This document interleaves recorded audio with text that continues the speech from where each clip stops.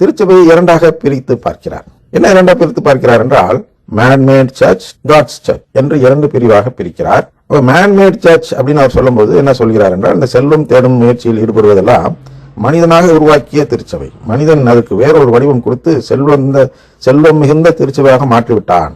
எனவே நான் மனம் மாறுகிறேன், அதனால் இனி நான் அந்த அரண்மனைக்கு போக மாட்டேன், திருத்தந்தையர்கள் கூறிய அரண்மனைக்கு நான் போக மாட்டேன், நான் ஒரு சாதாரண ஒரு இல்லத்தில் தான் தங்குவேன், ஒவ்வொரு ஆயரும் அது போன்றுதான் செய்ய வேண்டும் என்று திருச்சபையை திருத்த முயற்சிக்கிறார். ஏன் என்றால், ஒரு பகுதி, எந்த பகுதி, நம் திருச்சபையில் இருந்த அதிகாரிகளில் ஒரு பகுதியினர் செல்வம் தேடும் நிலையில் இருக்கிறார்கள். நாம் செல்வத்தை தேடக்கூடாது, செல்வத்திற்கு அதிக முக்கியத்துவம் தரக்கூடாது, நாம் ஆன்ம மீட்புக்கு தான் முக்கியத்துவம் தர வேண்டும். எனவே அனைவரும் ஏழ்மையை ஏற்று மனம் மாறுங்கள் அப்படின்னு அழைக்கும் ஒரு செயலாக, ஜெஸ்டர் என்று சொல்கிறோம் அல்லவா, அந்த செயலாக 6 கர்தினால்மார்களை இது பணி நீக்கம் செய்கிறார். அவர்கள் பணி நீக்கம் அவங்க செஞ்சுட்டு இருந்த வேலையை வாங்கிக்கிறார், இனிமே அந்த வேலை நீங்க செய்ய வேண்டாம் அப்படின்னு சொல்றார். அப்படி சொல்லி அவர்களை அனுப்பிவிடுகிறார் வீட்டுக்குன்னு வச்சுக்குவோம். அப்ப இது ஒரு சிக்னஸ் என்று நம் திருத்தந்தை பார்க்கிறார்கள். இதுதான் திருச்சபையின் எதிரி என்று அன்னை மரியாள் கூறுகிறார்கள் அப்படின்னு திருத்தந்தை சொல்கிறார். நாம் சற்று வேறுபடுவோம். செல்வம் தான், ஆனால் அதுதான் வளமை நற்செய்தி என்று சொல்லுவோம். அவர் சொல்றது டைரக்டா செல்வம், நாம் சொல்வது செல்வம் மட்டும் இல்ல, பதவி, பட்டம், அப்புறம் அடையாளங்கள் எல்லாமே அந்த செல்வத்துக்குள்ள வர்றது தான் ஒரு சிக்னஸ். இப்ப நம் திருச்சபைக்குள்ள இருக்கிற அந்த பகுதியில் என்ன பார்க்கிறோம் என்றால், என்ன அந்த சிக்னஸ், என்ன அந்த வியாதி என்றால், அனைவரும் அடையாளங்களை தேடி அலைவது. அதான் அருங்குடை இயக்கம் பார்க்கிறோம். இந்த அருங்குடை இயக்கம் தான் இந்த வளமையை உள்ள கொண்டு வருவது. நேரடியா பணத்தை காட்டவில்லை, ஆனால் பணத்தை தேடுவதும் அந்த பணத்தை பெறுவதும் தான் கடவுள் நமக்கு கொடுக்கும் ஆசீர்வாதம் என்று அது ஒரு போதனையை செய்கிறது மறைமுகமாக அப்படின்னு வச்சுங்க. ஏன்னா பிரைஸ் தி லார்ட் சொல்லும் பொழுது இதுதான் உள் மனதில், அதாவது இதை யாரெல்லாம் இந்த செல்வத்தை நம்பக்கூடியவர்களாக இருக்கிறார்களோ அவர்கள் தான் பிரைஸ் தி லார்ட் சொல்வது சரி என்று பார்ப்பார்கள்.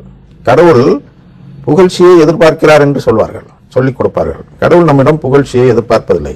எதை எதிர்பார்க்கிறார் என்றால், நம்முடைய சம்மதத்தை எதிர்பார்க்கிறார். நம்முடைய முடிவு, அவருடைய பிள்ளையாக மாற வேண்டும் என்ற நமது முடிவை நாம் வெளிப்படுத்தி காட்ட வேண்டும் என்று எதிர்பார்க்கிறார். அவரை புகழ்வதை வெளிப்படுத்தி காட்டுவதல்ல, அது மீட்புக்கு எந்த விதத்திலும் உதவாது. புகழ்ச்சி மூலமாக மீட்பு பெறலாம் என்ற ஒரு நம்பிக்கையை புகுத்துவதுதான் அன்னை மரியாள் சொல்லக்கூடிய இந்த சிக்னஸ், இந்த நோய் திருச்சபைக்குள்ளே இருக்கிறது. திருச்சபை வெளியில இருக்கிற பிரச்சனை இல்லை அன்னை மரியாளுக்கு. அப்புறம் இந்த பெந்தகோஸ்து, புராட்டஸ்டன்ட் இவங்கெல்லாம் இந்த ஆசீர் என்று சொல்றோம் அல்லவா, இந்த அடையாளங்களை தேடுவது என்பது நமக்கு ஒரு பெரிய விஷயம் அல்ல, அது அவர்களுடைய இயல்பான நிலைதான். அது அங்கே அது வியாதி அல்ல, ஏன்னா அங்கே அவங்களோட உருவமே அதுதான். இங்கே அது வியாதி, நோய், சிக்னஸ் அப்படின்னா ஹெல்த்தி சூழ்நிலை இல்லை, ஆரோக்கியமான சூழ்நிலை இல்லை. திருச்சபைக்கு அருங்குடை இயக்கம் செய்து வருவது ஒரு ஆரோக்கியமான சூழ்நிலை இல்லை. ஏற்கனவே சொல்லியிருக்கிறேன், ஆல்பர்ட் ஃபாதர், முருகனி ஃபாதர் அப்படிலாம் சொல்லி அது எப்படி ஆடுகளை கொண்டு போய் கழுத்தை வெட்டும் செயலாக இருக்கிறது என்று சொல்லியிருக்கிறோம். அதனால் மீண்டும் இங்கே வழக்கம் வந்தால் நேரம் தான் வீணாகிடும். அதுல தெரியாதவங்க வேணா அதை போய் பாருங்க. இப்ப இது ஒரு நோய். இந்த நோய் என்ன செய்கிறது என்றால் உயிரை பறிக்கிறது. கொரோனா மாதிரி, கொரோனா அப்படின்னு கோவிட் அப்படிலாம் நோய் வந்தது அல்லவா, சாதாரண நோய் தான்.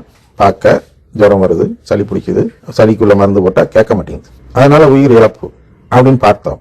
அது போன்ற ஒரு நோய் தான் இந்த அருங்குடை இயக்கம். சாதாரண ஜெபம் மாதிரி தான் இருக்கு, ஆனால் அந்த ஜெபம் எங்க வருகிறது என்றால் லிட்டர்ஜி ஆஃப் த டெவில் அப்படின்னு சொல்லலாம். டெவில் வார்த்தை கொஞ்சம் கடினமானதுதான், ஆனால் ஏன் சொல்கிறேன் என்றால் an enemy outside the gates வார்த்தை இருக்கிறதா, an enemy-னாலே அது டெவில் தான், நாட் ஹியூமன். அதனால எனிமி, கடவுளுடைய எனிமி, திருச்சபையின் எனிமி யாரு? அந்த டெவில். அதனால் எதெல்லாம் இந்த செயலை செய்கிறதோ அதெல்லாம் டெவிலுடைய செயல், டெவிலிஷ் அப்படின்னு சொல்றோம். அந்த செயலா பார்க்க வேண்டும்.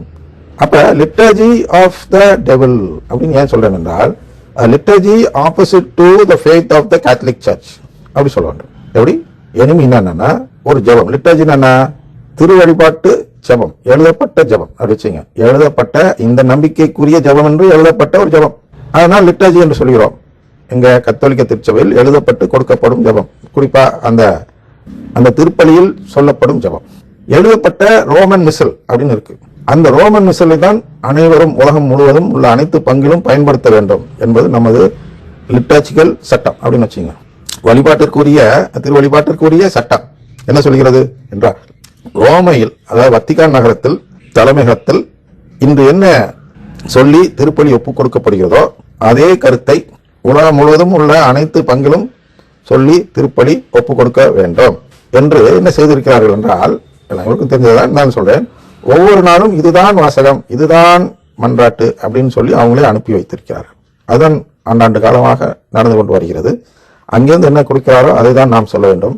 இதுக்கு பேர் லிட்டர்ஜி, எழுதி கொடுத்துருவாங்க, இதுதான் நாம் சொல்லணும். இது மாதிரி எதிர் திருச்சபை சாத்தான் அப்படின்னா இந்த உறவு கேட்காத நிலையில் இருப்பதுதான் சாத்தான். சாத்தான் அதை கொம்பு வச்சிருக்கிறான், அசிங்கப்படுத்துற அந்த வார்த்தை இல்லை, எதிரி, எனிமி. அந்த எதிரி தான் சாத்தான். எதிரி தான் டெவில் என்று சொல்கிறோம். பேய் பிசாசு என்று தமிழில் சொல்லலாம், அழகை என்று சொல்லலாம். அழகாக அழகையின் வேலை என்ன?